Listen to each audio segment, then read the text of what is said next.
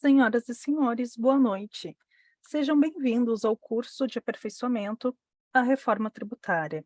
O evento é promovido pela Escola Superior de Advocacia da OAB-RS.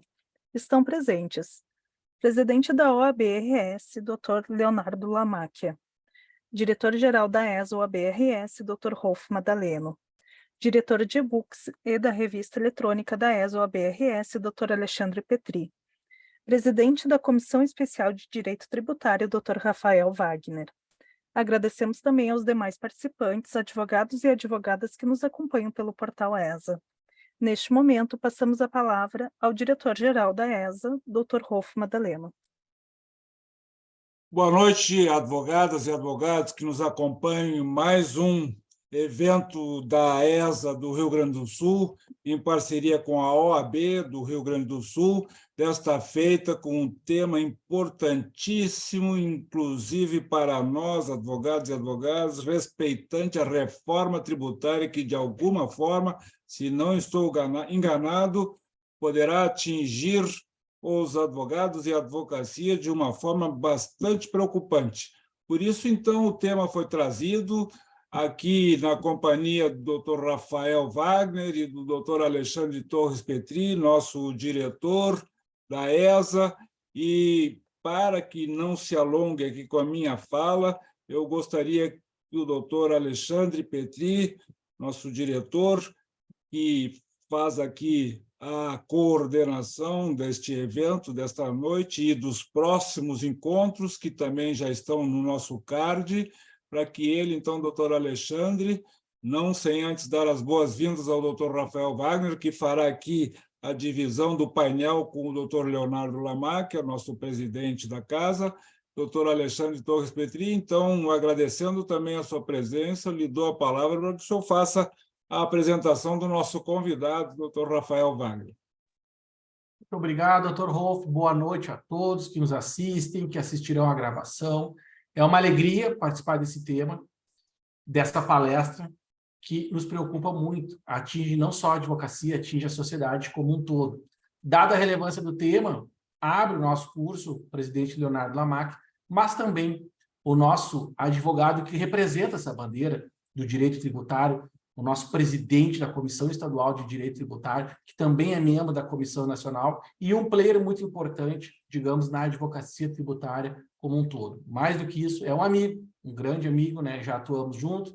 Faço aqui a confidência para todos que nos assistem. Rafael Wagner, obrigado por estar aqui conosco. A ideia hoje, mais do que refletir sobre o tema, é que nós podemos tratar dessas ideias e os advogados que assistem possam levar elas adiante, né? Precisamos estar unidos nesse momento que é importante, precisamos, né, marcar a nossa bandeira num momento que vai ser crucial aí para as próximas décadas do Brasil. Muito obrigado por ter aceito o convite, muito obrigado por estar aqui conosco e estamos aqui a noite toda ao seu lado nessa importante reflexão. Rafael Wagner, com a palavra. Muito obrigado, professor Rolf Madaleno. Muito obrigado, meu amigo, professor Alexandre Torres Petri.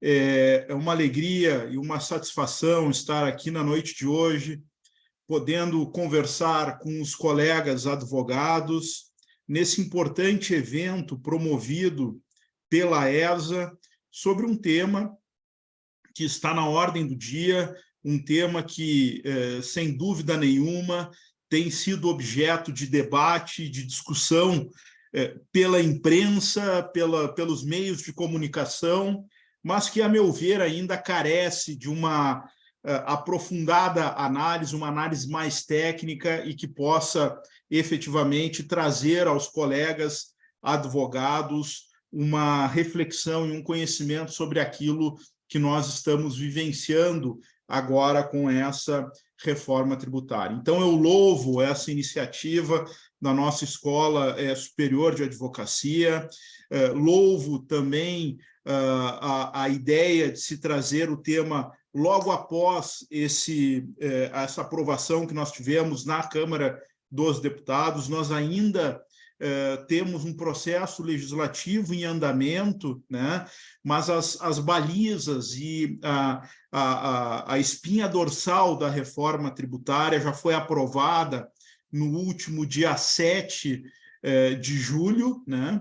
E nos trouxe aqui um vasto material de discussão para que a gente possa efetivamente trazer aqui aos nossos colegas. Eu só pergunto se vocês me ouvem bem, se o meu som está ok, e então eu estou aqui efetivamente para conversar um pouquinho com vocês sobre essa proposta de reforma tributária.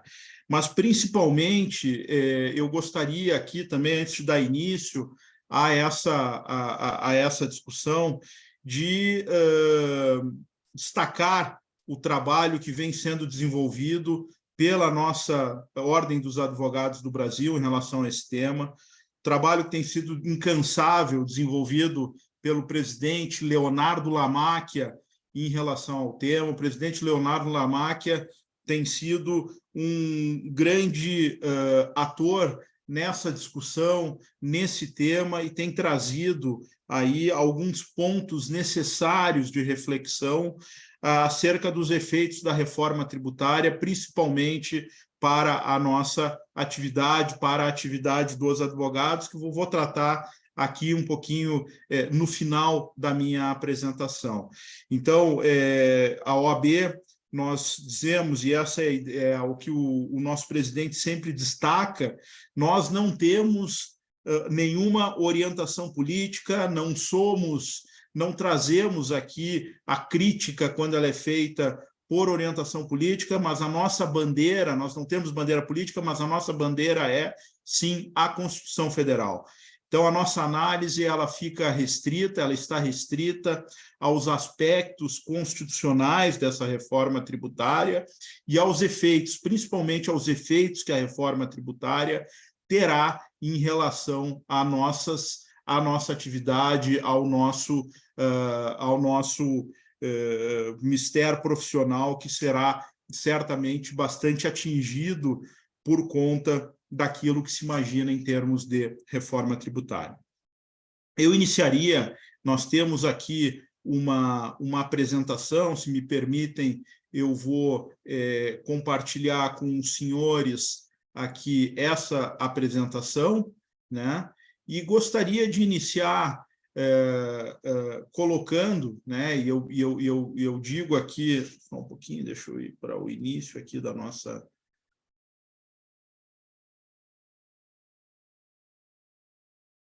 Vamos lá. Desculpem aqui.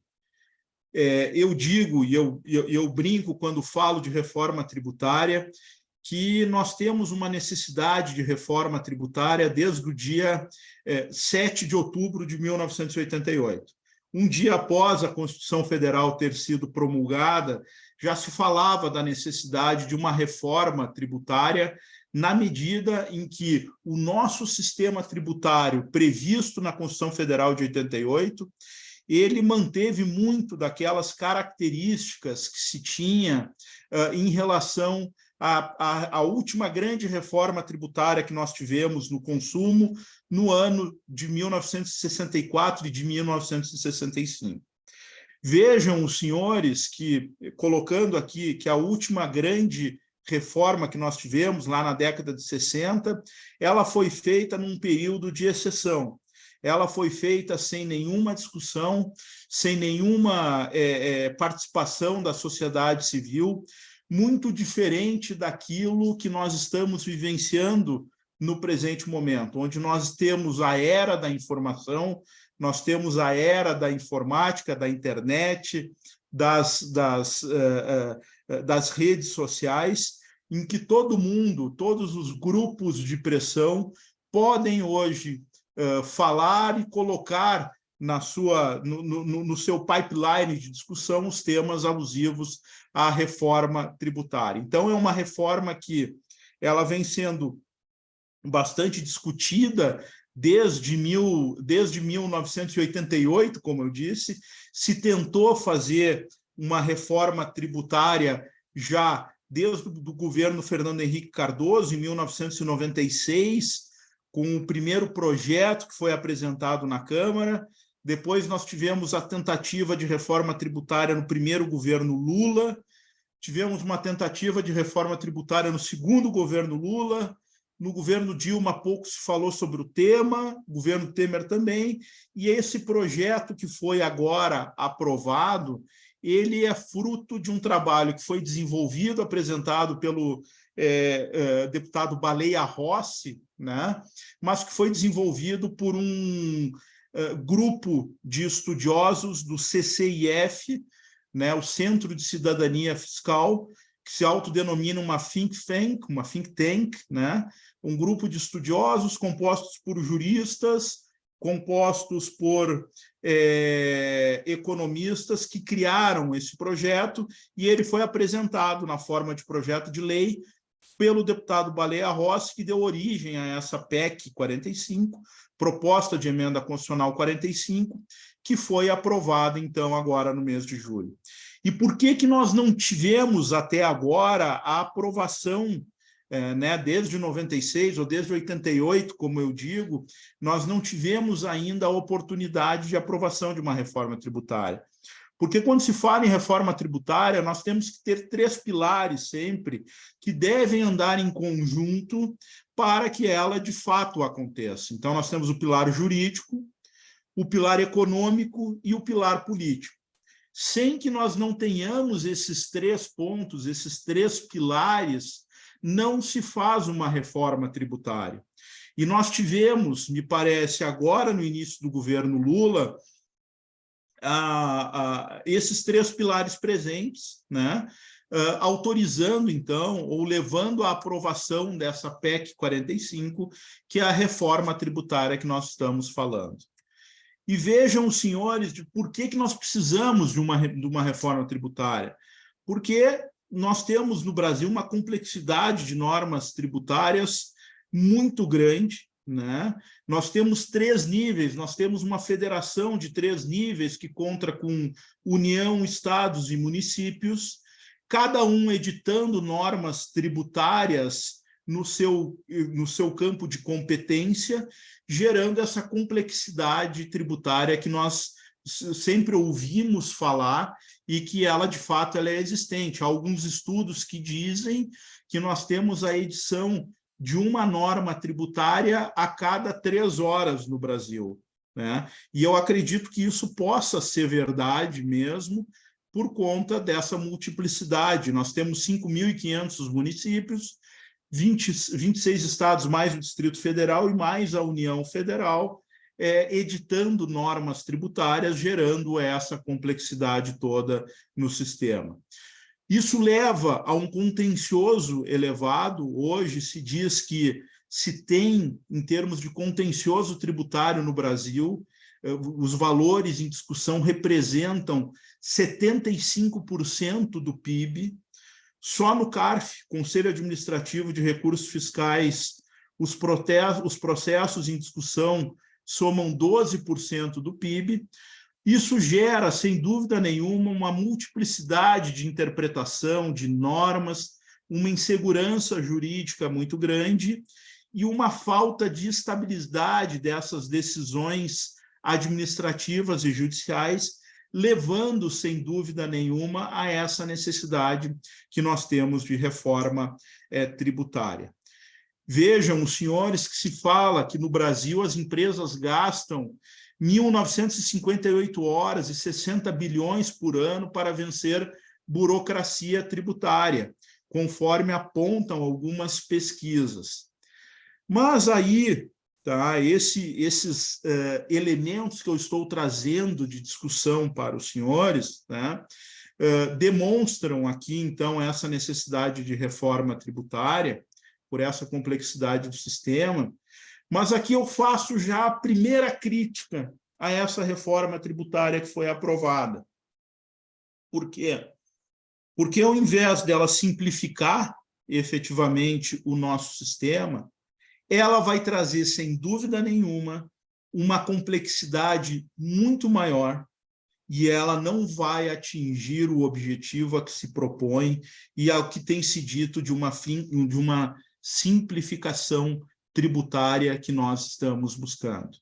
Nós vamos conviver, sem dúvida nenhuma, com um regime de transição de 10 anos, em que nós vamos manter os atuais tributos sobre o consumo com os novos tributos que forem criados, gerando uma necessidade de adequação, uma necessidade de conformidade por parte dos contribuintes, de modo que eu entendo que esses 1.958 horas que se prevê hoje, ou que se tem de estudo como necessário para uma empresa ter a contabilidade dos seus tributos e a sua área fiscal atuando, ela vai ser muito maior com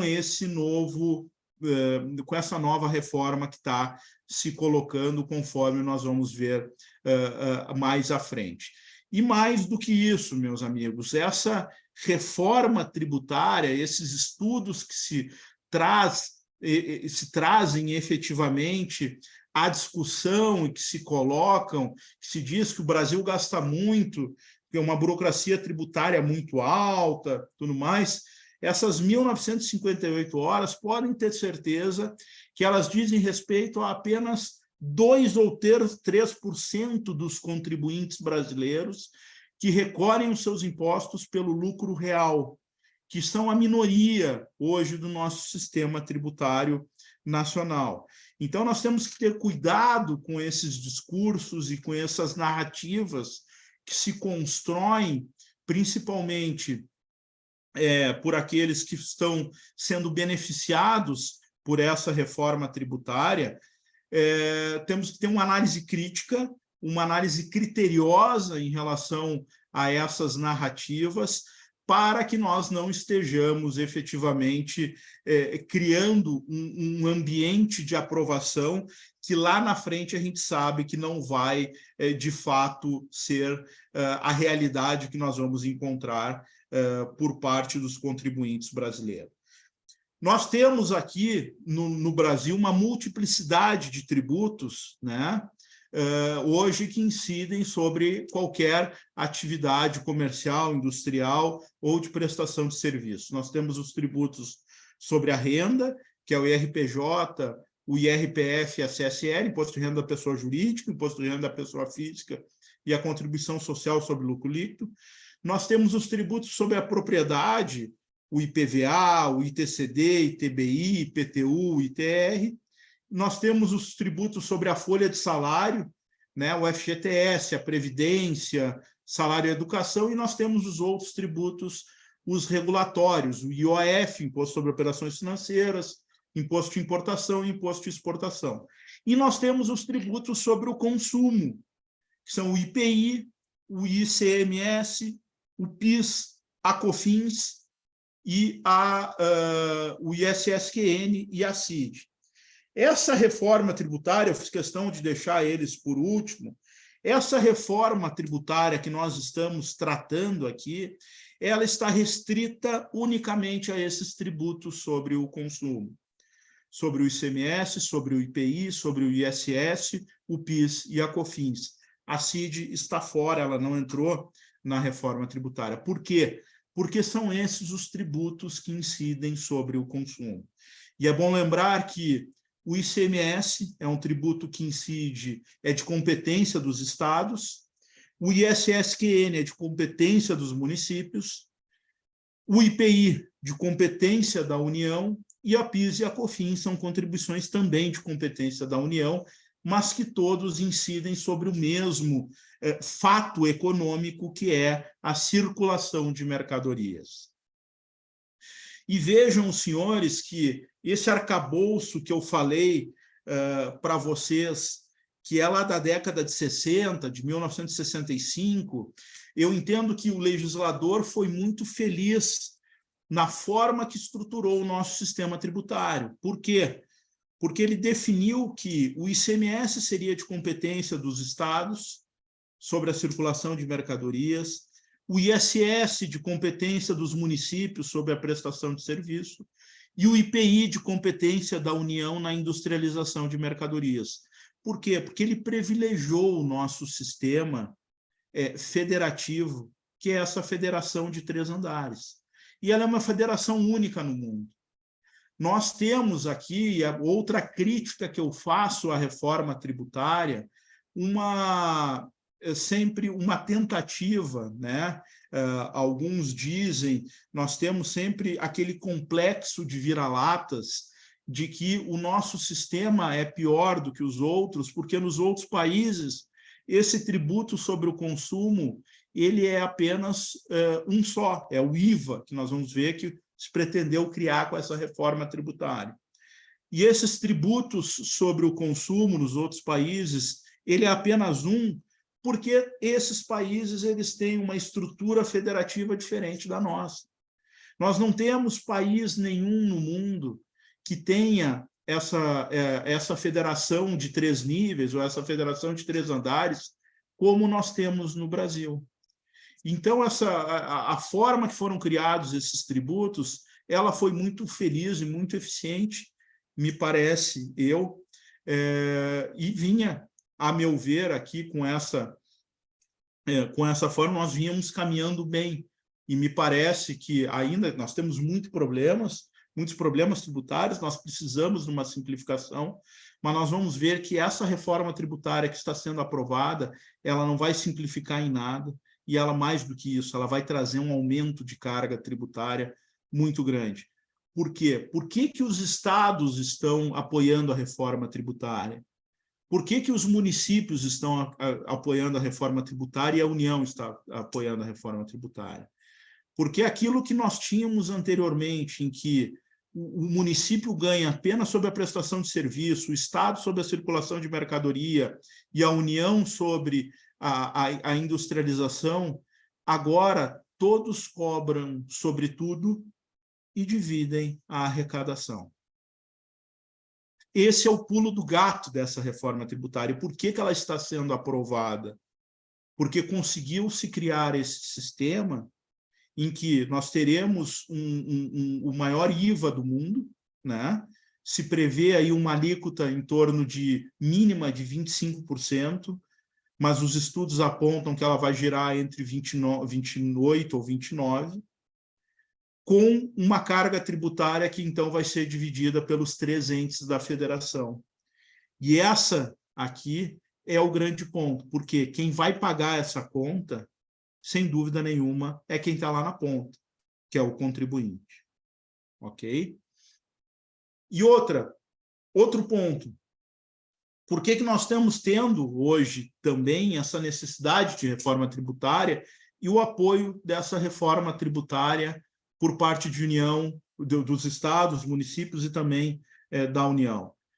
Porque vejam, senhores, que na década de 60 ou na década de 80, quando foi aprovada a nossa reforma tributária, nós tínhamos de forma muito estanque aquilo que pode definir uma circulação de mercadoria.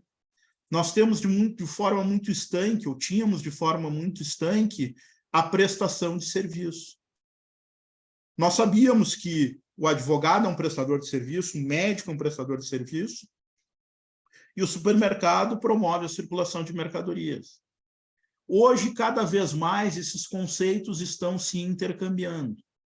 Quando nós vamos numa loja e adquirimos um aparelho de telefone celular, sobre ele incide o ICMS por conta da circulação de mercadoria.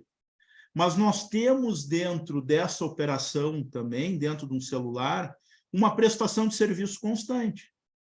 Quando nós assinamos um Netflix, quando nós assinamos o Spotify, quando nós pagamos por um aplicativo para a Apple ou para a Google na Android, o que é isso? É uma mercadoria? É um bem móvel? Ou é um intangível, que é uma prestação de serviço, uma obrigação de dar ou uma obrigação de fazer? Então, vejam que os entes tributantes, sentindo essa necessidade, ou os estados, principalmente, com a evolução da economia digital, sentiram-se autorizados a propor uma reforma tributária em que estados e municípios dizem, não, vamos fazer a reforma tributária. Agora todo mundo cobra sobre tudo. Então, nós, como prestadores de serviço, advogados, nós vamos estar pagando uma parcela de ICMS e uma parcela de IPI. Dentro desses 25%, ou 28% ou 29%, nós não sabemos ainda qual é a alíquota, nós vamos estar pagando efetivamente sobre isso. Então, vejam os senhores, né? E aí nós temos aqui essas principais características do IBS, onde todos os bens e serviços, tangíveis ou intangíveis, terão que ser tributados pela mesma alíquota. Os estados e municípios poderão definir alíquotas próprias dentro de um pequeno critério de discricionariedade, e essa incidência da alíquota, hoje nós temos a alíquota do ICMS na origem, ela vai passar para o destino, então não é mais para o estado produtor que vai ter a arrecadação do imposto, mas sim o estado consumidor, o município consumidor, e uma centralização de arrecadação. Vai se criar uma autarquia federal que vai... federal não, porque ela é composta por estados e municípios, não se tem a participação da União, mas aqui estados e municípios vão fazer parte dessa autarquia, e se vai se centralizar a arrecadação em Brasília. Aqui eu tenho uma crítica muito grande, efetivamente, a essa sistemática, porque nós vamos ter cada vez mais aquela política do pires na mão. Ou seja, estados e municípios vão perder a sua possibilidade de arrecadação dos impostos que a eles fariam jus. Isso cria uma dependência a essa autarquia muito grande, e diria eu que nós vamos estar vivendo tempos muito difíceis quando tivermos a implementação dessa sistemática, na medida em que esse dinheiro vai estar concentrado em Brasília, nessa autarquia, né? E cada vez mais nós vamos ter aquela política dos prefeitos tendo que se dirigir a Brasília para buscar mais recursos, para buscar valores para seu território, para municípios. E aí essa é uma crítica hoje que os maiores municípios fazem à reforma tributária, por isso que são contrários à reforma tributária, porque, efetivamente, enquanto os pequenos municípios estão a favor, porque sempre viveram com essa sistemática de receber valores de um poder central e aí poder utilizar, os municípios maiores, que têm a maior arrecadação, os 200 maiores municípios dos 5.500 que nós temos hoje no Brasil, continuarão ou estão contra a reforma, porque vão perder a sua possibilidade, a possibilidade de arrecadação de tributos. Mais do que isso, a proposta que foi aprovada na Câmara, que criou o IBS e a CBS, ou o IVA dual, ela veda toda e qualquer concessão de isenção, incentivo e benefício fiscal. E essa vedação, a meu ver, também é extremamente prejudicial. Por quê? Porque nós sabemos que quando um Estado concede um incentivo fiscal, quando um Estado traz para o seu território uma empresa para se instalar, concedendo para essa empresa o incentivo fiscal, ele está gerando emprego, ele está gerando a economia, está girando a economia, ele está trazendo desenvolvimento para aquela região. Nós vamos ter, com essa reforma tributária, a impossibilidade de concessão dos incentivos fiscais a partir de 2033. Aqueles incentivos concedidos até agora, eles permanecem. Mas vejam os senhores que, novamente, nós vamos estar deixando na mão do poder público, nós vamos estar deixando na mão do político de plantão, político eleito, a distribuição dos recursos arrecadados, né? Ao invés de estarmos concedendo emprego, ao invés de estarmos girando a economia daquelas regiões que mais necessitam de desenvolvimento e que estão efetivamente à margem do poder central e que vão perder essa possibilidade de desenvolvimento da sua economia. Todo mundo diz que, olha, a concessão de incentivos fiscais é muito ruim, ela é nefasta para a economia.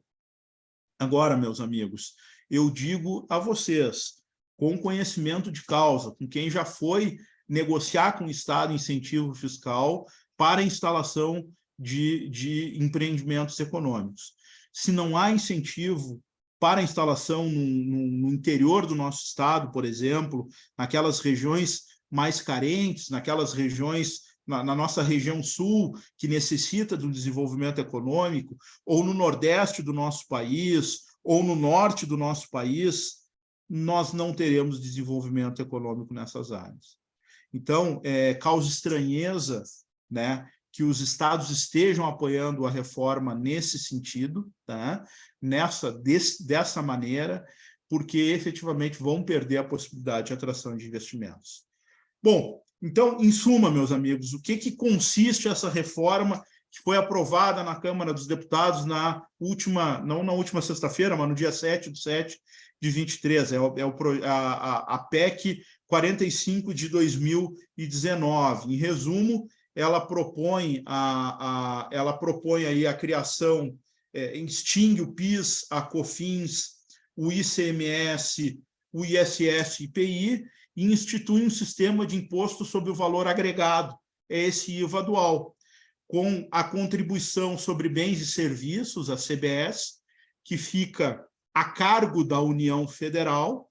Ela substitui o PIS e a COFINS, e ela cria o IBS, o Imposto sobre os Bens e Serviços, que fica a cargo dos estados e dos municípios, além de criar um chamado imposto seletivo, o imposto sobre o pecado, que vai ser objeto de uma aula da professora Luciana, acho que é a terceira aula aqui do nosso curso. Esse é um imposto seletivo que ele vem para substituir o IPI, né? Ou seja, ele vem para incidir sobre aquilo que nós chamamos de externalidades negativas, né? Para tributar bebidas, cigarro, as armas, perfumes, bens supérfluos, enfim, todos esses bens aí que necessitam de uma tributação. Então, como eu coloquei para vocês aqui, os tributos federais, então, que são substituídos, PIS, COFINS e IPI, substituído pela CBS, tributos estaduais, ICMS e SSQN, que cria, então, o IBS e o imposto seletivo. E aí vejam, senhores, que na calada da noite, né, foi criado também uma possibilidade de uma criação de uma contribuição estadual para a agropecuária, mineração e petróleo. Né? Nós tínhamos o texto previsto da reforma tributária divulgado na tarde do dia 6, que não tinha previsão desse imposto ou essa contribuição estadual. E o texto que foi aprovado a partir da votação às 19 horas veio com essa inserção, porque os estados assim exigiram, sob pena de não aprovar a reforma, e não houve nenhuma discussão em relação a essa contribuição nova que foi criada sobre produtos agropecuários. Então, 17 estados, entre eles o Rio Grande do Sul, poderão criar essa contribuição especial, onerando produtos agropecuários e onerando, sem dúvida nenhuma, o consumidor da ponta, o consumidor final. Como eu falei para vocês, esse IVA dual, a CBS fica administrada pela União e a IBS é administrada pelos estados e municípios por meio de um conselho federativo que é composto por 54 membros. 27 representantes dos estados e do Distrito Federal e 27 membros de municípios. 14 membros daqueles municípios que são escolhidos entre 5.500 municípios e 13 membros dos municípios com maior população no Brasil. E a incidência desse IVA dual, dessa CBS, dessa IBS, é sobre quaisquer operações, sobre importação, sobre a importação de bens, de serviços, direitos e qualquer efeito econômico, né? Então, hoje, algumas atividades econômicas que não são atingidas pela tributação, como a locação, por exemplo, que sobre ela não incide, né, nem o ISSQN e nem o ICMS, passam a ser tributadas agora pelo IBS, né? Nós tivemos essa discussão. A cessão de direitos, por exemplo. Hoje, como eu tenho uma cessão de direitos, eu não tenho uma incidência tributária. Com a criação do IBS, eu passo a ter essa incidência tributária. Bom, como eu estava colocando para vocês, os princípios previstos na Constituição Federal, que altera essa Constituição, a nossa Constituição, é o da simplicidade, facilidade na interpretação e aplicação das normas. E aí eu digo para vocês que de simples nós não teremos nada com a criação desses novos tributos. Se prevê que esses tributos atinjam a justiça tributária, com observância da capacidade contributiva. E aí eu pergunto para os senhores o que é justiça tributária. É um conceito vago, é um conceito aberto que, sem dúvida nenhuma, vai trazer muita discussão, porque, para mim, justiça tributária pode ser uma coisa, para quem está ao meu lado, pode ser outra completamente diferente. Transparência, prevendo que haja clareza sobre a carga tributária incidente nas operações. Isso hoje já é lei.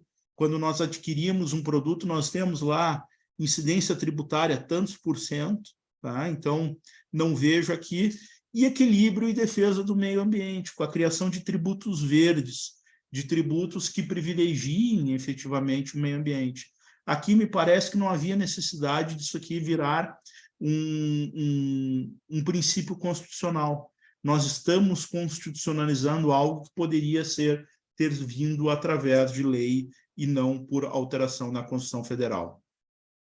Como eu digo, principais características, eu estou correndo aqui para, em mais 4 minutos eu já encerro.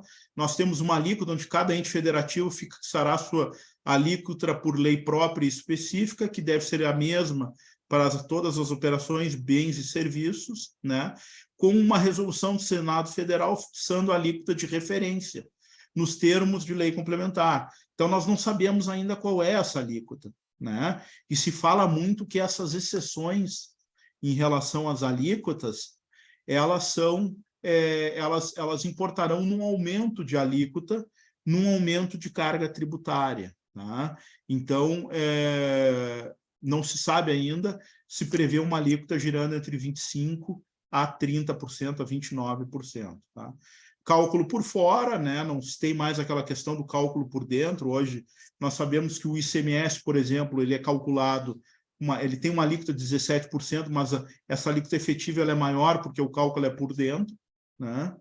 Não cumulatividade ampla, né? O IVA terá não cumulatividade plena, ou seja, para aquelas cadeias econômicas onde nós temos a aquisição do insumo e a industrialização ou a venda, será garantido o crédito amplo, né? Então, se prevê esse crédito amplo do IVA na operação comercial. E aí, meus amigos, é o que eu chamo a atenção para os senhores. Tá? Por quê?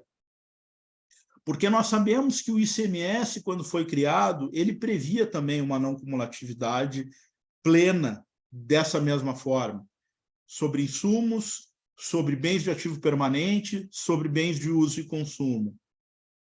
E nós tivemos a limitação por lei complementar. Quando nós tivemos a criação, por exemplo, do PIS e COFINS não cumulativo, se previa o crédito amplo. O que aconteceu? Normas infralegais limitaram esse crédito. Por que o nosso contencioso tributário hoje é tão elevado, é tão grande? Porque, ainda que haja uma previsão constitucional de uma não cumulatividade ampla, a legislação infraconstitucional limita, ceifa esse direito de crédito. E essa reforma constitucional que nós estamos aprovando, ela, de forma alguma, vai vedar que isso aconteça nessa nova sistemática ou na criação desses tributos. E essa incidência ampla. Todas as atividades com bens e serviços, tangíveis ou intangíveis, estarão sujeitas ao IVA, né? Com a não incidência sobre a exportação, como eu coloquei acima. Então, para não cansar os senhores, e nós temos ainda mais 3 aulas no nosso curso, tá? Os pormenores em relação a essa reforma serão tratados pelos excelentes colegas que vão dar aula a vocês aqui, o professor Rafael Pandolfo, o professor Rafael Borim e a professora Luciana, né? E aqui não é nenhuma eu brinco, é um time de Rafaéis, né? Mas isso não é nenhum... foi uma mera coincidência, tá? São excelentes profissionais que vão trazer a vocês os pormenores em relação a essa reforma tributária. Mas eu só queria deixar aqui para reflexão e para discussão dos impactos dessa reforma sobre o nosso setor, sobre o setor de serviços. Desde a década de 60, nós, como advogados, pagamos o tributo sobre o consumo, não sobre o nosso faturamento, né? Mas sim sobre um valor fixo por profissional que compõe as sociedades de advogados, ou quando nós somos autônomos, um valor fixo que é pago por um autônomo nessa operação. Com essa reforma tributária, nós passaremos, aqueles que não estão no Simples Nacional, nós passaremos a pagar uma alíquota de 25% ou de 29% sobre a prestação dos nossos serviços. Podem alegar e podem dizer o seguinte: não, mas você tem o crédito das operações anteriores, né? Nós somos o que nós chamamos em economia de uma cadeia curta. Nós não temos insumos, insumo, né? Ou melhor, qual é o nosso principal insumo? É a mão de obra, né? São aqueles advogados que eventualmente nós contratamos para trabalhar conosco no escritório, e mão de obra não vai dar crédito. Então, eu brinco que o advogado vai poder se creditar da folha de papel, que nem mais nós adquirimos, porque o processo hoje é eletrônico. Nós vamos poder nos creditar da caneta que nós compramos ou do clips, Dr. Rolf, que nós temos para o nosso escritório, né? Então, vejam que o efeito econômico para o advogado ele vai ser muito grande. Nós estamos sensíveis a isso. A OAB do Rio Grande do Sul, nós fizemos uma audiência pública, levamos a nossa preocupação aos nossos parlamentares, tanto os deputados federais como agora aos nossos senadores. Nós estamos trabalhando diuturnamente, liderados pelo nosso presidente Leonardo Lamacchia, para sensibilizar os nossos senadores, tá? Para que nós e todas as atividades de profissões legalmente regulamentadas, né, tenhamos um tratamento diferenciado nessa reforma tributária. E isso não é nenhum privilégio, meus colegas, tá? Nós não estamos pedindo nenhum privilégio. O que nós queremos evitar é que haja um aumento desmesurado da carga tributária para o nosso cliente, um aumento de custo para nós advogados, né? E principalmente por quê? Porque quando nós nos reunimos em sociedade, quando nós prestamos o nosso serviço através de um escritório com nossos demais colegas, nós não deixamos de ter a responsabilidade pessoal pela nossa atividade. Nós não deixamos de ter, pela nossa legislação, pelo nosso estatuto, assim como os outros profissionais liberais, de ter a responsabilidade pessoal pelos atos que nós venhamos efetivamente a cometer na prestação do nosso serviço. Então, o risco econômico a que nós estamos expostos é muito maior do que o risco econômico que qualquer atividade comercial ou industrial tem hoje na sua atividade econômica. Então, nós merecemos, por isso, esse tratamento, e isso foi muito bem apreendido pelo legislador lá de 1965, quando trouxe na reforma tributária, né, de 65, esse tratamento diferenciado para o prestador de serviço. Via de regra, nós não precisaríamos de reforma tributária. Se nós tivéssemos na nossa legislação hoje o respeito àquilo que a nossa Constituição já prevê, ou que as nossas normas infralegais, em termos de lei complementar, já previam, tá? Nós não precisaríamos de reforma tributária. Via de regra, nós não precisaríamos de reforma tributária. Nós resolvemos o problema tributário no Brasil com uma lei de 2 artigos, dizendo o seguinte: o ICMS, o PIS e a COFINS devem respeitar integralmente o princípio da não cumulatividade. Os créditos ou as aquisições nas operações exteriores dão crédito integral nas operações subsequentes. Revogam-se as disposições em contrários. Nossos problemas tributários estariam resolvidos. Então, efetivamente, é esse o recado que eu deixo para vocês. parabenizando novamente o professor Rolf pela realização desse magnífico evento, professor Alexandre Petri, parabéns novamente pela nossa,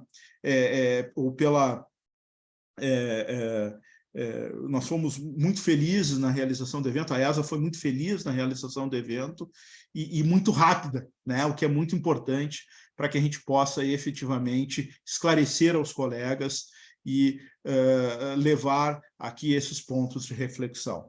Fico à disposição dos colegas, agradecendo novamente pela oportunidade. Muito obrigado. Doutor Rafael, não foi um recado, foi uma verdadeira aula. Muito obrigado, não poderíamos ter abertura melhor, técnica, né, justificando a sua liderança perante a nossa Comissão de Direito Tributário.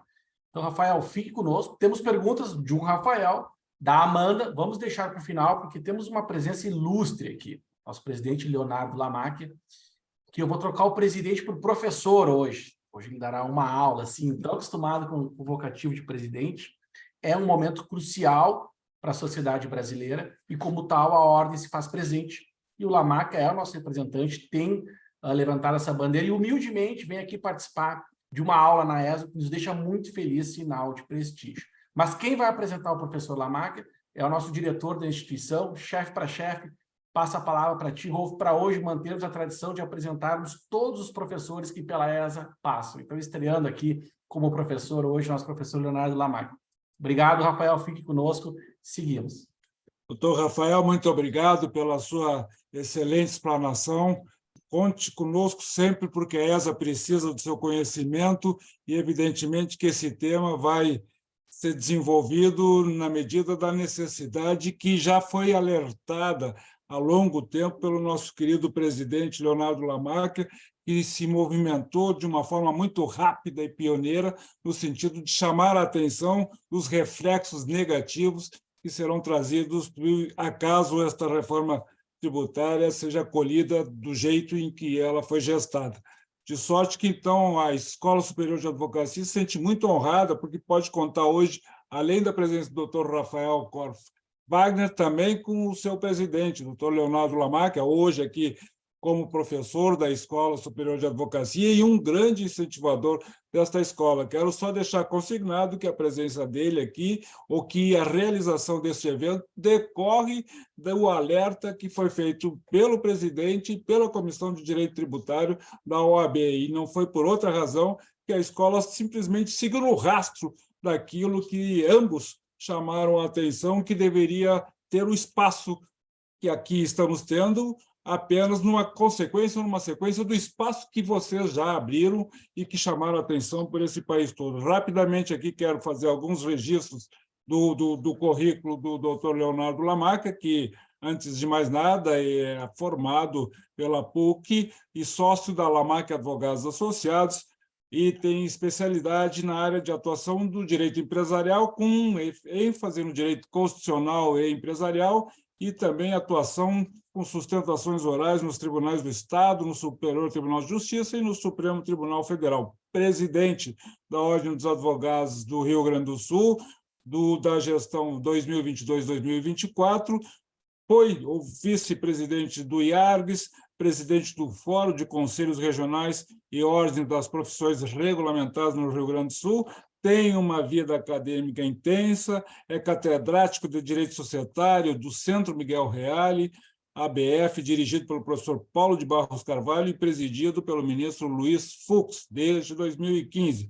Outras entidades representativas da sociedade civil, irmão mesário efetivo da mesa administrativa da Santa Casa de Misericórdia de Porto Alegre, entre outras tantas qualidades que o doutor Leonardo Lamacchia possui e que de todos nós é conhecido, mas que, em especial, hoje tratará aqui de um tema que também é da sua área de atuação, que é o direito tributário, e, em particular, desta reforma. Doutor Leonardo Lamacchia, seja muito bem-vindo, obrigado pela aceitação. A ESA se sente orgulhosa com a sua presença. O senhor tem a palavra. Boa noite, professor Rolf Madaleno, nosso diretor-geral da Escola Superior de Advocacia, doutor Alexandre Petri, diretor da ESA. Muito obrigado pelo convite. A honra é minha. Acho que não há honra maior para um advogado do que poder ministrar, e não me sinto em condições de fazê-lo, mas já que vocês estão nominando, de ministrar uma aula na Escola Superior de Advocacia. Acho que é o lugar mais adequado e que mais prestígio dá para uma advogada ou para um advogado é poder, para os seus colegas, ministrar uma aula na nossa Escola Superior de Advocacia. Primeiro, porque é nossa, a nossa escola. Segundo, porque é a primeira escola do Brasil a ser criada no Brasil. Nós temos essa tradição marcada, mais uma tradição de protagonismo da Ordem Gaúcha. E terceiro, por esse trabalho excepcional que vocês vêm fazendo, capitaneado pelo professor Rolf, mas que é de muitas mãos, e eu também já me ouviram dizer isso, mas eu não vou cansar de dizer, até 31 de dezembro de 2024, não há trabalho exitoso sem a liderança, e a liderança é do professor Rolf Madaleno, mas não há trabalho exitoso só com a liderança, e por isso que nós temos aqui um grupo qualificadíssimo de diretores na ESA, os quais eu cumprimento na pessoa do Dr. Alexandre Petri, que tem feito, junto com os demais diretores, um grande trabalho. Então, Rolf, meus cumprimentos, a ti, ao Petri, muito obrigado pelo convite. Dr. Rafael Korff Wagner, um verdadeiro craque do direito tributário, camisa 10, aqueles que saem fardando com a melhor camisa, camisa 10, por isso que é presidente da nossa comissão de Direito Tributário da OAB do Rio Grande do Sul, também um trabalho excepcional, que também é liderado pelo Dr. Wagner, mas com um time qualificadíssimo dentro da Comissão de Direito Tributário.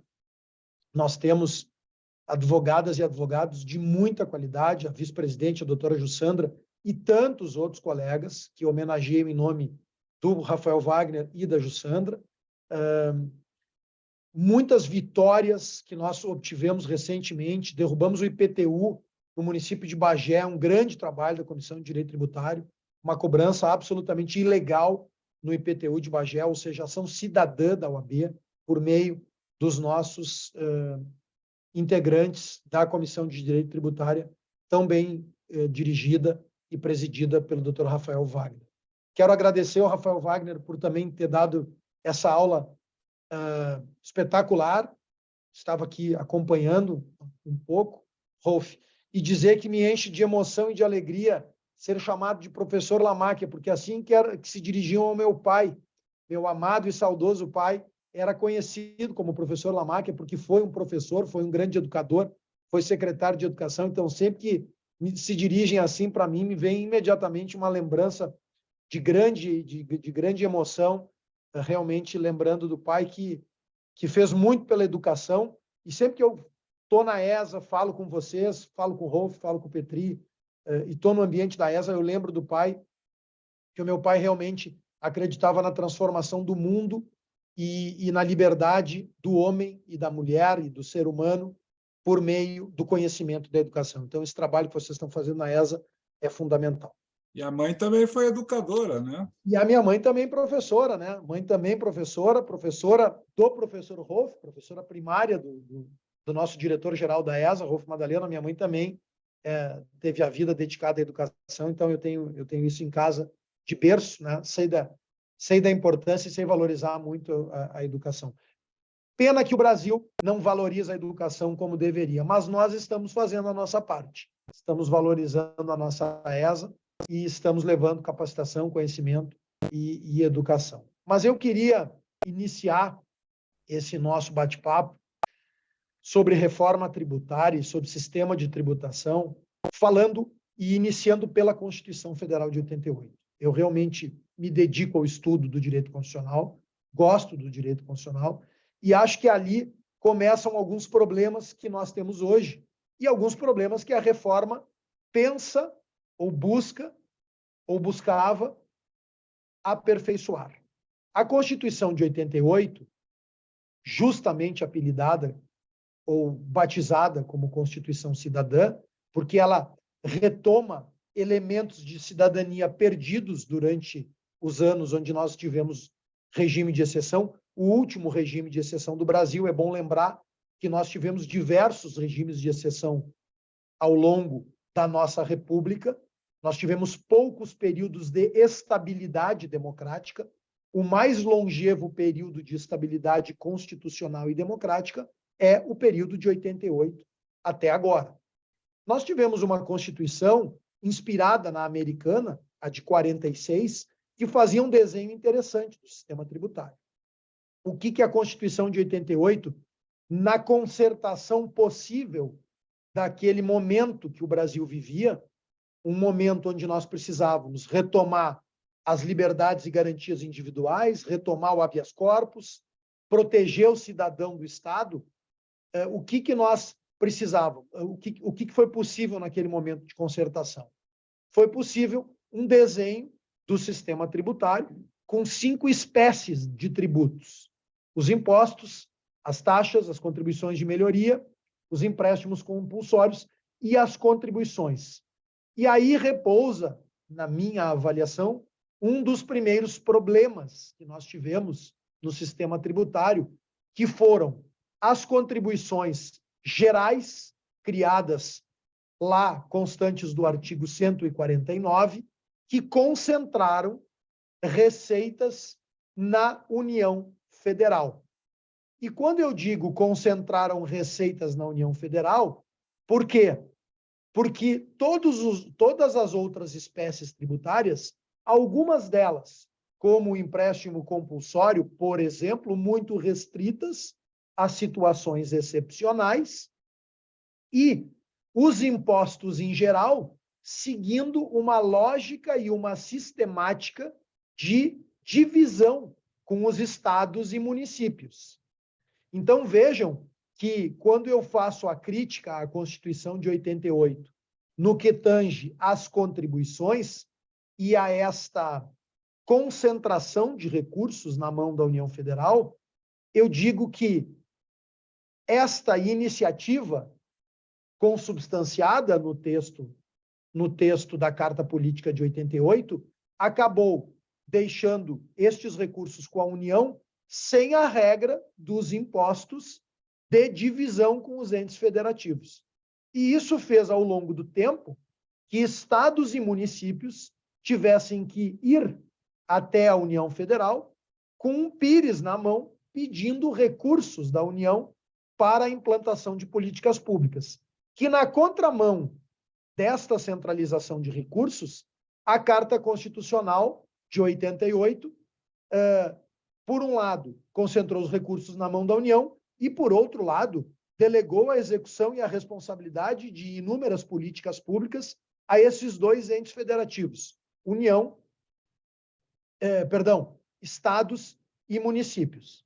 E muitos deles, por exemplo, para os municípios, acabaram fazendo com que este ente federativo, município, sofresse ainda mais, porque dentro dos impostos que foram criados na Constituição de 88, nós temos uma divisão maior do bolo para os estados e uma divisão menor para os municípios, tanto em termos de recurso, mas também em termos de política fiscal, porque basicamente os municípios, vivem do IPTU, vivem do Imposto sobre Serviços, do ISS, e vivem do Imposto sobre Transmissão de Bens Imóveis, o ITBI. Mas o cidadão vive no município. Ele demanda e bate na porta do prefeito. E, além disso, algumas competências do Estado também são competências concorrentes ou do município, como, por exemplo, o fornecimento de medicamentos, como a educação, a rede de ensino municipal, e nós estamos vivenciando nos últimos anos até uma competência concorrente dos municípios, que não é necessariamente colocada na lei, mas que é na prática da segurança. Os municípios hoje estão precisando prover as suas guardas municipais, porque o prefeito está sendo demandado, o cidadão está batendo a sua porta, pedindo também mais segurança.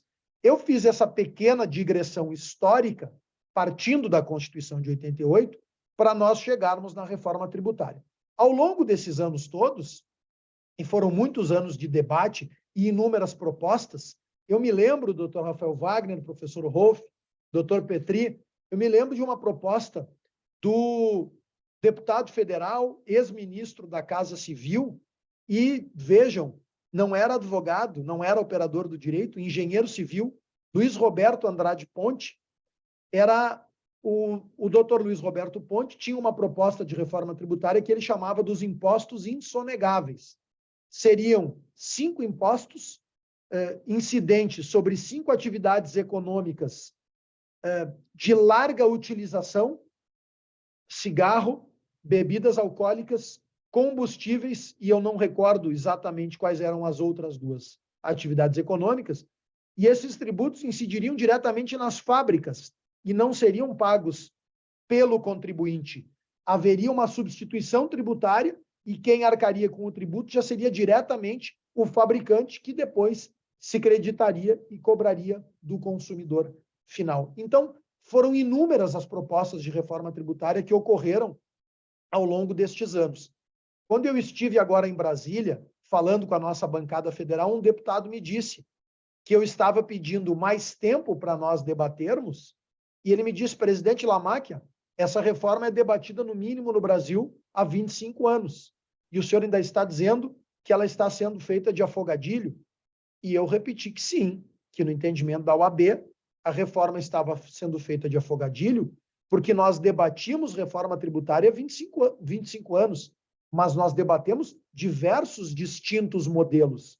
Nós precisávamos saber de que reforma tributária nós estávamos falando agora. E esta foi a nossa crítica, a crítica do presidente Rafael Wagner, a crítica da nossa comissão, a crítica que foi externada na audiência pública que realizamos de forma inédita no Brasil, no dia 19 de junho, conforme o professor Rolf também destacou, já alertando a sociedade gaúcha de que tinha um texto quase secreto dentro da comissão temática, que esse texto seria disponibilizado de afogadilho para o plenário e que esse texto nos preocupava muito, alguns itens constantes desse texto. Então, de 88 para cá, nós precisávamos e precisamos, sim, de uma reforma fiscal ou tributária. E a OAB nunca se colocou contrária a essa reforma fiscal ou tributária. Nós entendíamos e sempre fomos também defensores da rediscussão do Pacto Federativo, para que esta imperfeição da Constituição de 1988 fosse sanada por meio de uma reforma tributária e os estados e municípios tivessem mais recursos carreados para os seus cofres, a fim de que pudessem executar melhor as suas políticas públicas. Esse é outro ponto nesta reforma que nos preocupa. Os municípios serão penalizados. E isso quem está dizendo não sou eu, não é o presidente da Comissão de Direito Tributário, Rafael Wagner, são os prefeitos dos municípios médios e grandes do Brasil. Por que eles serão penalizados? Em que pese esteja havendo no texto aprovado na Câmara, que foi brilhantemente explanado pelo professor Rafael Wagner, em que pese haja o Conselho Federativo e uma sistemática de distribuição desses recursos, e me lembro também, na reunião que participei da bancada federal e que me foi franqueada o uso da palavra em nome não só da Advocacia Gaúcha, mas também do Fórum dos Conselhos, nós falamos lá, Rolf, em nome de 1 milhão de profissionais liberais que nós representamos, a OAB preside, eu presido, o Fórum de Profissões Regulamentadas no Estado do Rio Grande do Sul, representando médicos, engenheiros, arquitetos, corretores de imóveis, psicólogos, dentistas, enfim, uma enormidade de profissionais liberais. E lá, na reunião junto à bancada federal, quando nós usamos da palavra, e o prefeito Melo de Porto Alegre também se manifestou, nós dissemos que nós entendíamos que precisávamos da rediscussão do Pacto Federativo e não um retrocesso neste sentido, porque a reforma aprovada, o texto aprovado, ele, mesmo com o Conselho Federativo, ele faz com que os recursos transitem pela União Federal, e aí lá foi defendido por alguns deputados, não, mas não vai haver intervenção humana nesse trânsito dos recursos para a União Federal e depois para o município. Isso vai ser automático, como se fosse uma compensação bancária. Ok, esta era uma preocupação, que os recursos fossem para a União Federal e aí necessitasse de uma deliberação ou de um ato da União Federal para devolver para os municípios. Primeiro, sob o ponto de vista lógico, isso não faz nenhum sentido. Se vai ser na forma de compensação bancária, ou seja, os recursos vão apenas transitar pela União Federal e serão imediatamente, na madrugada mesmo, independentemente da vontade de qualquer servidor, encaminhados para o município, este problema estaria resolvido. Mas tem um outro problema. Um outro problema que diz respeito, e que eu me lembro de ter estudado na cadeira de Direito Financeiro, com o mestre Aliomar Baleeiro, né, o grande mestre do direito financeiro brasileiro, que é a questão da política fiscal. O município perde, com a reforma tributária aprovada na Câmara, a capacidade de executar política fiscal, de diminuir, ampliar ou até zerar a cobrança do ISS em zonas, por exemplo, degradadas da cidade. Nós temos aqui em Porto Alegre o exemplo do 4º Distrito. Está havendo um esforço da sociedade porto-alegrense e do município de Porto Alegre para nós recuperarmos uma área que estava degradada na cidade, que é o 4º Distrito. E como é que se faz esta recuperação? Se incentiva que empresas e estabelecimentos comerciais lá se estabeleçam por meio de uma política fiscal diferenciada para aquela área degradada. Os municípios perdem esta capacidade, esta autonomia de política fiscal com o texto aprovado.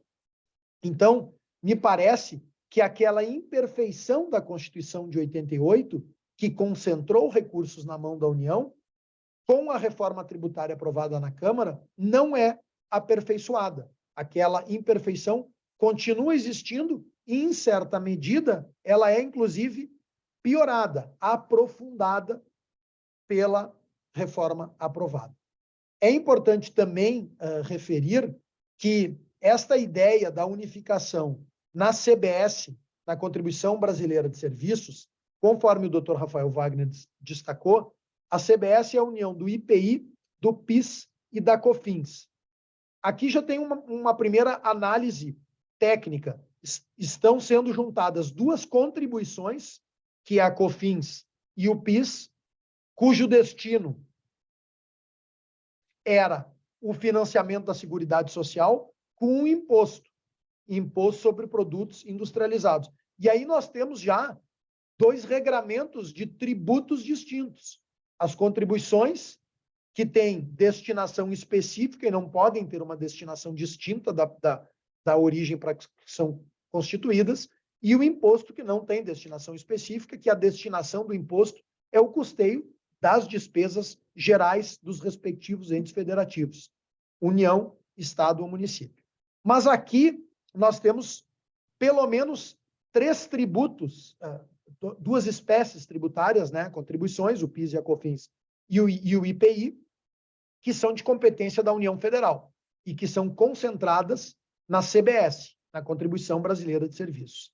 O problema maior, que tem sido objeto de crítica, é o IBS, o Imposto Brasileiro sobre Serviços, que vem, como o Dr. Wagner também com muita propriedade destacou, dentro de uma ideia de imposto de valor agregado, que é utilizado em diversos sistemas do mundo, mas nem sempre a gente pode adotar uma prática utilizada em outro país do mundo sem tropicalizá-la, né?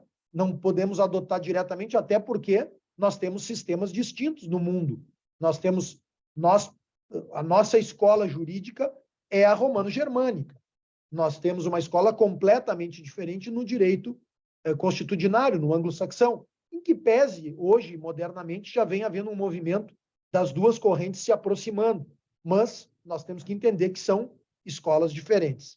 E aqui, por que eu destaco que nós, então, temos esse problema numa ideia de IVA que ocorre ao redor do mundo, em diversos países desenvolvidos do mundo? Que nós juntamos o ICMS, que é um imposto de competência do Estado, e o ISS, que é um imposto de competência do município. E para isso, e para regrar essa distribuição dos recursos, foi criado o dito, também muito debatido e criticado, mas debatido de forma relâmpago, né? Porque a formatação deste Conselho Federativo se tomou conhecimento dele praticamente 24 horas antes do texto ser votado na Câmara dos Deputados. E essa foi outra crítica muito direta nossa, da Comissão de Direito Tributário, da nossa audiência pública e da OAB do Rio Grande do Sul. Esta colocação, vou voltar à expressão que utilizei, porque acho que ela retrata bem, de afogadilho. Esse texto foi colocado para conhecimento das deputadas e deputados no início do processo de votação. Eu não tenho dúvida que muitas deputadas e deputados não conseguiram ler a integralidade do texto e votaram, e tiveram que votar o texto proposto. Então, o IBS, ele unifica o ICMS estadual e o ISS municipal. E aí o grande problema que nós enxergamos nesta unificação, o Conselho Federativo, em tese, resolve a questão da distribuição dos recursos, mas não resolve a questão da política fiscal. Por outro lado, também não fazia sentido no Brasil nós termos 27 legislações distintas de ICMS. Isso gerava guerra fiscal, gerava um problema para os estados, e também isso influenciava na questão da própria competitividade das empresas pela complexidade que agregava ao sistema tributário. Mas a nossa Comissão de Direito Tributário também tem preocupações, e eu acho que o Dr. Wagner tocou rapidamente nesse ponto, que a proposta de reforma tributária aprovada não vai significar a propalada simplificação do sistema. E aí, se nós não vamos ter a parte que seria positiva ou boa da reforma e vamos ter aspectos negativos, não nos parece que o texto aprovado na Câmara seja adequado. Também prevê a proposta aprovada, como o Dr. Wagner destacou, um imposto seletivo sobre bens e serviços considerados prejudiciais à saúde, prejudiciais à sociedade. Então, professor Hoff, doutor Petri, doutor Rafael Wagner, este texto aprovado na Câmara dos Deputados me parece que precisa, sim, de correções profundas agora no Senado da República. Cabe ao Senado, em virtude do que dispõe o artigo 60, parágrafo 2º da Constituição Federal, por se tratar de proposta de emenda constitucional, nós temos aí um quórum qualificado de 3/5, por ser PEC, né? Então, nós teremos que, primeiro, ter a tramitação nas comissões do Senado. Estamos na dúvida ainda se essa proposta de emenda constitucional tramitará apenas na Comissão de Constituição e Justiça, que é comissão obrigatória para a tramitação, e aí, a critério do relator e do presidente do Senado, ela poderá ser colocada diretamente no plenário ou poderá passar ainda por alguma outra comissão temática, não sabemos, né? Mas o fato é que o Senado, por 3/5, quórum qualificado, em observância ao artigo 60, parágrafo 2º da Carta Constitucional de 88, terá que aprovar, e havendo as correções que nós entendemos que sejam necessárias, este texto precisa voltar para a Câmara dos Deputados também, por se tratar de PEC. E essa é a nossa expectativa, de que o Senado faça esse movimento, que o texto volte para a Câmara, para que possa ser feito um debate mais amplo com a sociedade brasileira. Eu também preciso aqui destacar que nós entendemos a importância de uma reforma fiscal para a indústria.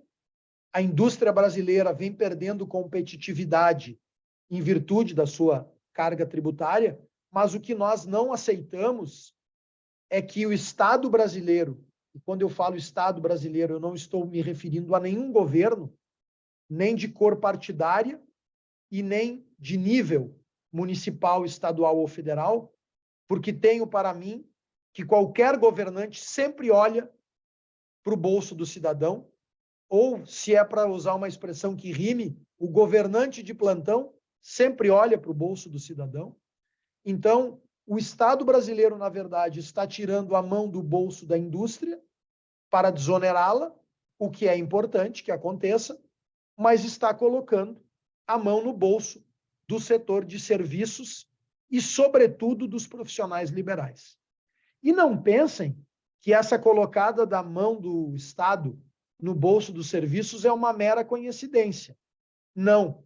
A atividade industrial vem diminuindo e o mundo moderno tem demonstrado que o setor de serviços vem em franco crescimento. Quando nós consumimos internet, nós estamos consumindo serviço. Hoje, muitas pessoas deixam de comprar um automóvel e alugam. Então, nós estamos assistindo os aplicativos, acho que o nome não é aplicativos, eu ainda sou meio analógico, né? As plataformas de streaming, agora ficou bonito, né? As plataformas de streaming que nós assistimos filmes, hoje nós estamos consumindo, pagando serviços. Então, há uma ampliação significativa no setor de serviços. E por isso que o Estado brasileiro está de olho e ampliando a tributação no setor de serviços. Mas o setor de serviços tem uma importância econômica muito significativa, emprega muito, mantém muitos estados e municípios, porque é vinculado a uma indústria importante e uma indústria limpa, que é o turismo. Então, nós não podemos aceitar que o Estado brasileiro tire a mão do bolso da indústria e coloque a mão no bolso do serviço e dos profissionais liberais. E para nós, em especial, profissionais liberais, nós não podemos ter o mesmo tratamento de atividades que têm natureza empresarial.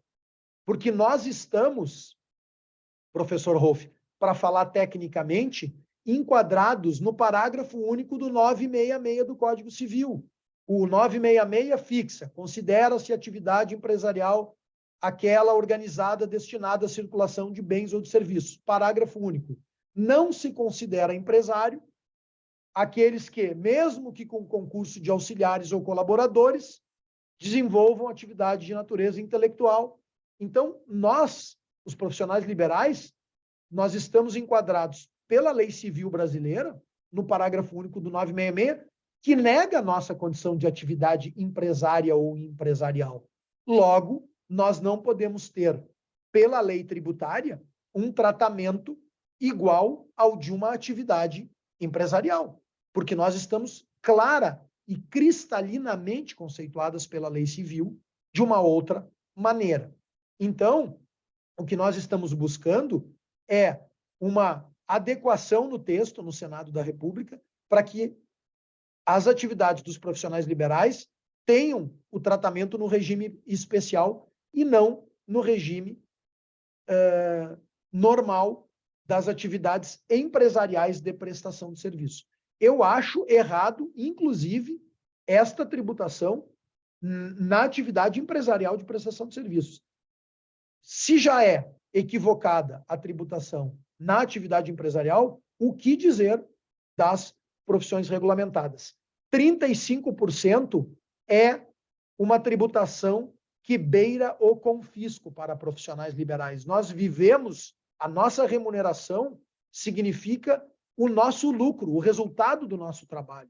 Então, esta tributação é muito expressiva e esta é a tributação que nós teremos pelo texto que está aprovado na Câmara. Algumas pessoas, alguns colegas, advogadas e advogados me perguntam, mas, presidente, não consta, e até alguns deputados federais me disseram, mas da onde que o senhor tirou esta alíquota, se proposta de emenda constitucional não consta alíquota? São os estudos que acompanham o projeto que mostram que a alíquota vai ser em torno disso. Então, nós teremos um aumento aí de aproximadamente 20% na nossa tributação.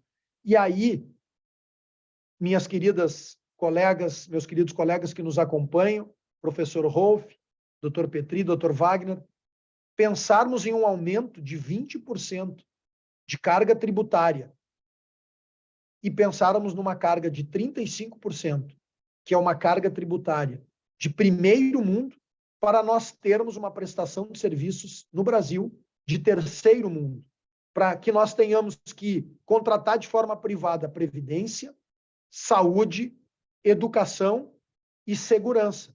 Se nós tivéssemos uma discussão séria no Brasil a respeito do princípio da capacidade contributiva, que é princípio fonte do direito tributário brasileiro, nós não teríamos seguramente como aceitar, sob o ponto de vista jurídico, nós derrubaríamos com uma ação, ou uma ação de descumprimento de preceito fundamental, uma ação direta de inconstitucionalidade, ou ações individuais, nós derrubaríamos uma carga tributária desta magnitude se nós tivéssemos uma discussão séria a respeito do princípio da capacidade contributiva. porque a capacidade contributiva nada mais é do que aquilo que nós pagamos para o Estado em relação aos serviços que nos são prestados. Se nós temos uma carga tributária de 35%, ou teremos a partir da reforma aprovada, e ainda temos que contratar os serviços que o Estado deveria nos entregar de forma privada, na verdade, essa nossa carga é muito superior, supera os 50%. E aí, quero, para finalizar, também deixar claro aqui que, se a situação está ruim, ela pode piorar. Como é que o Barão de Tararé dizia, é parecida, né, a expressão dele, de onde menos se espera, dali é que não sai nada. E tem a outra nossa, que a expressão coloquial, né, que mesmo estando ruim, sempre é possível piorar. O ministro da Fazenda, recentemente, ministro Fernando Haddad, deu uma entrevista que quer acelerar a segunda etapa da dita reforma tributária, que aí vai mexer no imposto sobre a renda e prevê uma tributação nos lucros e dividendos. Ou seja, nós seríamos novamente atingidos naquilo que é a remuneração do nosso trabalho. Quando nós pagamos todas as contas no nosso escritório de advocacia, pagamos os advogados que trabalham conosco, pagamos todos os tributos, pagamos todas as nossas despesas operacionais, aquilo que sobra é a nossa remuneração do nosso trabalho. Então, é absolutamente inaceitável pensar em tributação de lucros para profissionais liberais, porque nós somos, novamente, eu vou invocar o 966, parágrafo único do Código Civil, que nos coloca como uma atividade não empresária.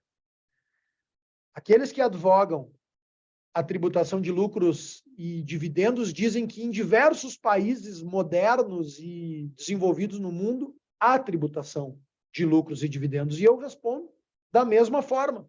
Os países desenvolvidos devolvem ao cidadão serviços públicos, o que não acontece no Brasil. Então, não é crível que nós tenhamos qualquer espécie de proposta de tributação de distribuição de lucro sem que haja uma redução em outra espécie semelhante de tributo. Não adianta querer fazer aquelas medidas compensatórias, presidente Rafael Wagner, que nós conhecemos, que muitas vezes vêm nos textos de lei, mas que na prática o cidadão não, ou a empresa não consegue compensar o tributo e acaba sendo efetivamente onerado. Mas, para concluir, professor Rolf, doutor Petri, doutor Wagner, agradecendo muito a presença, eu posso dizer às advogadas e advogados gaúchos que nos acompanham que a OAB do Rio Grande do Sul fez e continuará fazendo tudo que estava ao seu alcance para que esta reforma tributária não venha a nos atingir. No dia 19 de junho, fizemos uma audiência pública aqui em Porto Alegre, inédita no Brasil, alertando: este texto secreto está em tramitação e deve ser votado no plenário nos próximos dias. Depois disso, fui a Brasília, consegui um espaço dentro da reunião da bancada de deputados federais gaúchos e externei com clareza a nossa posição e a posição do Fórum dos Conselhos. Então, as advogadas e advogados, pesquisem o deputado ou a deputada que a senhora elegeu, como se posicionou, porque foram claramente alertados que a advocacia gaúcha e os profissionais liberais eram contra aquele texto que seria submetido ao plenário. É um direito legítimo dos deputados votarem como quiserem e é um direito legítimo nosso pedir que a cidadania olhe como cada uma deputada e deputado votou e faça a sua análise. Depois disso, nós soltamos uma nota pública para alertar a sociedade e para alertar os parlamentares. Escrevemos artigos em jornais de grande circulação aqui no Rio Grande do Sul, alertando e pedindo a retirada da urgência do texto, que foi, como afirmei e sublinho novamente, disponibilizado minutos antes de iniciar o processo de votação. Então, fizemos tudo que estava ao nosso alcance. Infelizmente, o texto acabou sendo aprovado, nos onerando. E agora, já estamos trabalhando, o doutor Rafael Wagner, semana que vem, estará em Brasília, porque eu tenho um compromisso em Porto Alegre e não poderei ir, ele vai representando a OAB do Rio Grande do Sul. Anteontem recebi o senador Luiz Carlos Reis, que veio à sede da OAB, conversei longamente com o senador Reis, entreguei toda a nossa documentação, já obtive um posicionamento do senador Reis favorável à nossa posição, no sentido de que ele vai trabalhar no Senado pela nossa retirada, a nossa colocação no regime especial. Já falei com o senador Mourão, estamos fixando uma data para nos encontrarmos nos próximos dias, para que nós possamos, da mesma forma, externar a ele a nossa posição e os nossos argumentos. E também estou tentando contato, já fiz alguns contatos com o senador Paim, para que, da mesma forma, nós possamos a ele externar o nosso posicionamento. Então, tudo que estiver ao alcance da OAB do Rio Grande do Sul, nós faremos. Para mim, professor Rolf, essa é uma das lutas mais importantes que a advocacia brasileira tem na nossa atual gestão e no atual momento, e nós precisamos todos estar unidos e mobilizados, porque realmente, se esse texto se mantiver, ele atingirá de forma muito dura, com um aumento muito expressivo, e sobretudo, na advocacia gaúcha, que ainda vive um momento difícil, uma crise, em virtude de tudo que nós verificamos durante a pandemia aqui no Estado, pela realidade de processos físicos, 2,5 milhões, 50% de todos em tramitação, que ficaram por muito tempo paralisados. Muito obrigado mais uma vez pelo convite, espero não ter me alongado, espero ter podido contribuir um pouco depois dessa aula brilhante do Dr. Rafael Wagner, do nosso grande presidente da Comissão de Direito Tributário, a quem mais uma vez agradeço e cumprimento pelo trabalho, e também ao Dr. Rolf Madaleno, nosso diretor-geral da ESA, a quem agradeço pelo convite e cumprimento pelo trabalho juntamente com o Dr. Alexandre Petri. Doutor Leonardo Lamacchia, se é verdade, e é inegável que é uma grande liderança, de igual forma é inegável que a docência está presente na família e tu tens a vocação. Não falo isso por uma questão de cortesia, falo pela aula que assistimos aqui. Então, está presente a vocação, estou lhe afirmando isso com tranquilidade. Muito obrigado e parabéns pela aula. Mas estamos na ESA, e como educação é uma interação, é um sistema de ensino e aprendizagem, a gente sempre abre, ainda que rapidamente, para as perguntas, em que pesa o adiantado da hora. Ao doutor Rafael Wagner, a gente tem 2 perguntas, já deu tempo para analisar, tem essa vantagem. E ao presidente Lamacchia, deixa a pergunta, vou passar a palavra para o Rafael Wagner, para poder tomar uma água também, mas, claro, trouxe toda a visão do estadista, né? A macro-reforma, a questão dos profissionais liberais, mas olhando para frente, se aprovada essa reforma tributária, claro, a gente já entendeu o aumento da alíquota, o Rafael trouxe isso, mas consegue fazer uma previsão do impacto na advocacia, porque não me parece razoável pensar que vai impactar de forma igual o pequeno, o grande escritório, o pequeno advogado, né, nesse momento pós-crise. Então, que panorama a gente pode pensar até para engajar os advogados que nos assistem a aderirem a essa luta, que, como bem destacado pelo nosso presidente, é tão importante, porque parece que o grosso da advocacia ainda não se atentou para esse momento e às vezes confunde com discurso político, e não é. Esse discurso não é político, né? É essencial para a sociedade, mas vai impactar profundamente a advocacia e pode, quiçá, espero que não, desestimular em parte a advocacia. Então, Rafael Wagner, e passo a palavra para responder as perguntas do Rafael e da Amanda, se quiser comentar o do Dr. Leonardo Lamacchia, e depois o Lamacchia, se puder trazer esse comentário e já convidar para a nossa cidade da advocacia, onde debates continuarão acontecendo, encerra o nosso diretor Rolf Madaleno. Com a palavra, Rafael. Está mutado, Rafael. Muito obrigado, professor Alexandre. Eu gostaria de parabenizar o nosso presidente pela magnífica exposição, uma exposição de grande qualidade, mas principalmente pela liderança, pela responsabilidade com quem tem tratado esse tema, que sem dúvida nenhuma vai impactar a vida de todos os advogados. Eu vejo alguns colegas nos dizendo, olha, mas o advogado, que eu estou no Simples, eu não vou ter esse impacto. Vejam os colegas, o Simples é composto do ICMS, do ISSQN, para formar a sua alíquota do Simples. Havendo esse aumento agora para 25%, com essa unificação de alíquotas, certamente vai aumentar o Simples também. Então, o colega também vai ter esse reflexo. Agora, me parece que o mais relevante aqui, presidente Leonardo Lamacchia, professor Rolf, professor Alexandre, é o fato de que o Simples não vai dar direito de crédito. Então, dificilmente uma empresa que vai estar dentro da sistemática do IBS vai querer contratar um escritório de advocacia que está no Simples. Perfeito? Então, esse é um ponto, esse é um impacto que os colegas têm que estar atentos, que nós, OAB, estamos muito atentos e estamos lutando para que tenhamos esse tratamento diferenciado, já referenciado pelo presidente Leonardo Lamacchia. Mas, respondendo às perguntas, rapidamente aqui a pergunta da Amanda diz respeito à concessão de incentivos fiscais. A dúvida da Amanda é se está totalmente vedada a concessão de incentivos fiscais daqui para frente, ou se os incentivos fiscais estarão na mão da União. Amanda, em relação ao IBS, que unifica ICMS e SSQN, está totalmente vedada a concessão de incentivos fiscais. Nós não teremos mais a possibilidade de estados e municípios concederem incentivos fiscais. Isso foi muito bem apontado pelo presidente Lamacchia, quando falou, por exemplo, aqui de áreas em Porto Alegre que nós precisamos incentivar para que elas tenham um correto desenvolvimento urbano. Esse é o primeiro ponto. O segundo questionamento do Rafael, aqui do meu xará, diz respeito a tratamento tributário que vai ser dado à energia elétrica.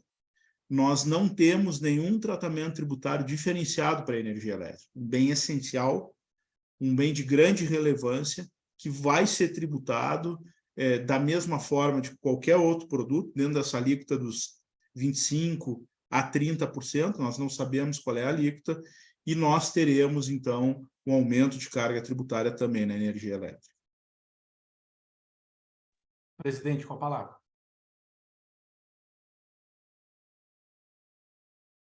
Doutor Wagner terminou? Concluir, presidente. Bem, obrigado, doutor Rafael, obrigado, doutor Petri, pela gentileza aí, essa amizade de vocês e o carinho que tem por mim. Hoje o dia foi puxado, eu estou aqui no gabinete da presidência, depois tem alguns despachos saindo, e a Maria Rita estava me dizendo, enquanto o presidente Wagner, hoje o dia foi puxado, começou 8h30 e não parou um compromisso seguido do outro, mas eu estou terminando com tanto prazer o meu dia aqui, ainda vou seguir nos despachos, né? Mas com muito prazer aqui com vocês, me proporcionaram realmente um final de dia aí muito prazeroso. Amanhã tenho viagem, teremos uma reunião em Veranópolis ao meio-dia, Casca à noite, Guaporé na sexta de manhã, Bento Gonçalves na sexta à noite, São Leopoldo na sexta à noite, Osório sábado à noite, o nosso baile de Osório, e assim nós vamos semana que vem Cidade da Advocacia. Mas eu queria dizer o seguinte, para concluir. Primeiro ponto que o Dr. Wagner coloca com muita propriedade, a questão do Simples. Muitos colegas estão se achando garantidos. O Simples, de fato, foi garantido. Não há um impacto do texto diretamente naqueles que são do Simples. Mas o Dr. Wagner coloca 2 riscos claríssimos. O primeiro, uma possibilidade de aumento das alíquotas do Simples, que é evidente que isso deve ser corolário lógico depois. E segundo, ao não entrar na sistemática de crédito, e a sistemática de crédito também não nos adianta de nada, porque tem alguns deputados me argumentavam que não, a alíquota da advocacia não vai ser 35%, vocês vão poder se creditar, mas nós não temos praticamente despesas que nós possamos lançar como crédito. Então, é aquilo que eu falei, é uma sistemática que aparentemente te dá a possibilidade de creditamento, mas na prática não mexe quase nada na alíquota. E o risco de ausência de contratação de escritórios no Simples por essa questão do crédito. Né? Então, hoje, o texto aprovado na Câmara, ela atinge diretamente os optantes pelo lucro presumido, mas tem que ter uma atenção também daqueles escritórios que são optantes pelo Simples. Por isso que, como o doutor Petri bem destacou, essa é uma preocupação que tem que ser de todos nós, de toda a advocacia, tem que se dar conta dos riscos aí que nós estamos correndo. E, para responder o questionamento, Eu lembrei da curva de Laffer, cantada e decantada, né?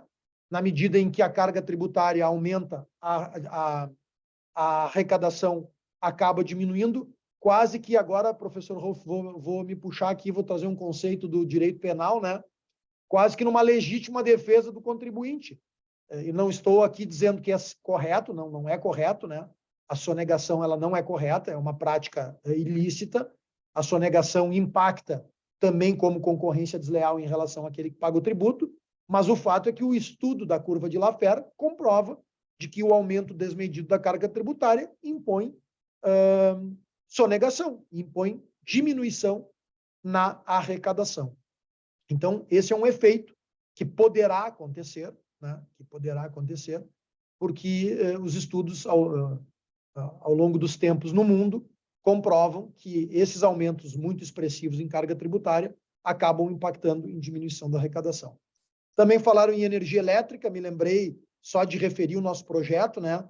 Mais uma marca da nossa gestão, uma gestão que tem muitas marcas, mas a inovação é uma das marcas. Nós instalamos 16 usinas geradoras de energia fotovoltaica no estado do Rio Grande do Sul e zeramos o custo de energia elétrica de todo o sistema OAB, de todas as subseções e nosso aqui de Porto Alegre, entregando energia limpa. Então, conseguimos ainda dentro do período que a lei garantia também que não houvesse uma tributação expressiva sobre essa produção de energia elétrica fotovoltaica, né? Então, nós conseguimos dentro do sistema OAB, mas tem aqueles, obviamente, que não têm uma estrutura como o sistema OAB tem para fazer uma implantação de projeto de energia fotovoltaica, também poderão ter esse impacto.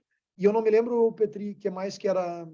Não, era só prevendo o impacto da advocacia a longo prazo. A advocacia já tem enfrentado dificuldades, né? Comparando pequeno e grande escritório, porque não é só um simplesmente tributo. Me parece que a atividade de advocacia vai ficar mais difícil de ser exercida.